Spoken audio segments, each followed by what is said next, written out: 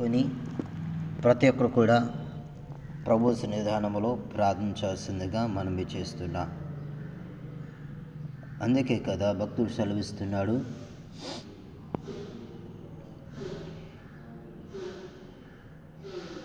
నీవు తప్ప ఈ లోకంలో ఎవరున్నారయ్యా, నీవు తప్ప నాలో ఎవ్వరికి చోటే లేదయ్యా, నీవు తప్ప ఈ లోకంలో ఎవరున్నారయ్యా,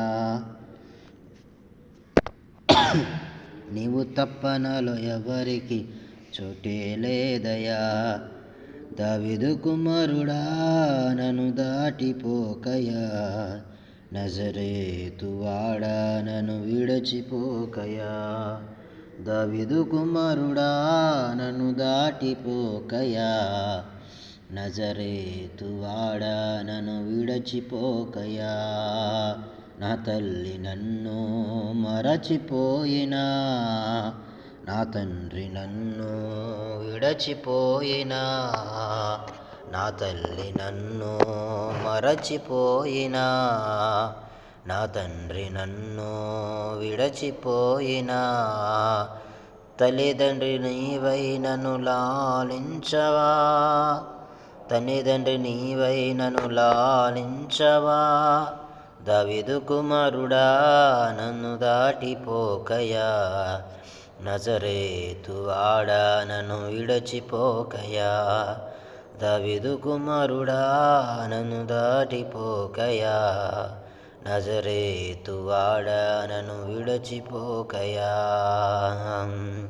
నీవు తప్ప ఈ లోకంలో ఎవరున్నారయ్యా, నీవు తప్ప నాలో ఎవరికి చోటే లేదయ్యా.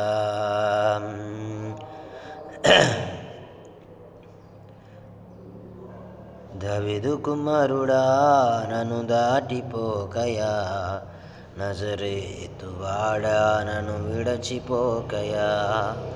దావీదు కుమారుడా నన్ను దాటిపోకయా, నజరేతు వాడా నన్ను విడచిపోకయా.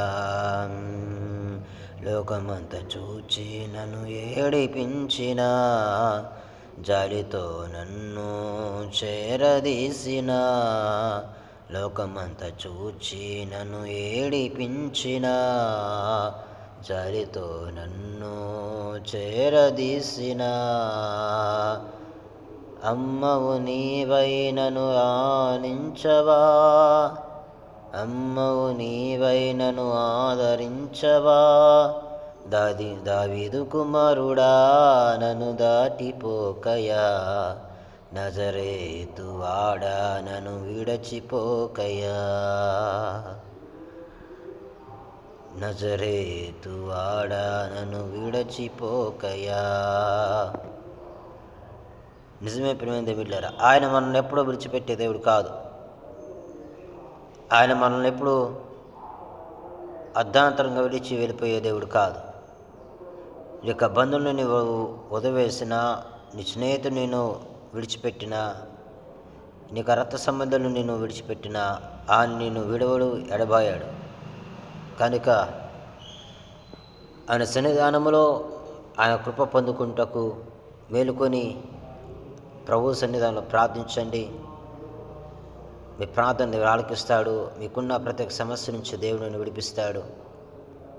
మీకున్న ప్రతి అప్రబాధ నుంచి దేవుడు మిమ్మల్ని విడిపిస్తాడు. కజిగిచార్ల గ్రామ ప్రజలారా, మేలుకొని యేసుక్రీస్తు ప్రభువుని విశ్వాసం ఉంచి ప్రార్థించుతూ కలిగి ఉందాం. దేవుడు అటు ప్రార్థనాత్మత మనల్ని నింపుతాడు. మనం అనుకుంటున్నాము, ఈ లోకంలో నాకు బంధువు స్నేహితులు విడిచిపెట్టారు, నేను ఎవరి కోసం జీవించాలి, ఎవరి కోసం బతకాలి అని. మన దేవుడు మనల్ని విడిచిపెట్టే దేవుడు కాదు. మన దేవుడు మనల్ని అనుదినము కాచి కాపాడుతుండే దేవుడు. మనం ఎక్కడికి వెళ్తున్నా ఆయన మనకు తోడుగా ఉండే దేవుడు. ఆయనను మనం విడిచిపెట్టకూడదు. ఆయన మనల్ని విడిచిపెట్టడు, మనమే ఆయనను విడిచిపెడతాం. ఒక ఆదివారం వస్తే దేవుడు కావాలి, మిగతా వారంతా సాధన కావాలంటే దేవుని నమ్మిన ప్రయోజనం ఏముంది? మనం ఎంత భక్తి చేసిన ప్రయోజనం ఏముంది? బుద్ధి లేని వారు పుట్టినాము, కానీ జ్ఞానవంతుడిగా మనం ఉండట్లేదు. జ్ఞానవంతుడిగా మనం ఉండాలి అని అంటే దేవుని దగ్గర ప్రభు సన్నిధానంలో ప్రార్థన చేయాలి. ఈనాడు ప్రార్థన జీవితం లేక ఎన్నో కుటుంబాలు, ఎందరో యవనస్తులు, ఎందరో స్త్రీలు, పురుషులు అనేకులు కూడా మరణానికి పాత్రులు అవుతున్నారు, బలహీనం అవుతున్నారు, అనారోగ్య పాలవుతున్నారు, అప్పుల పాలవుతున్నారు. కాబట్టి మేలుకొని ఆయన సన్నిధానంలో ప్రార్థించి ప్రభు సన్నిధిలో గడుపుదాం. దేవుడు అట్టి కృప, అట్టి ధన్యత దేవుడు మనకు ఇచ్చేలాగా ప్రార్థన చేద్దాం. ప్రభు మాటలు మన దేవుడు దీవించును గాక. ఆమేన్.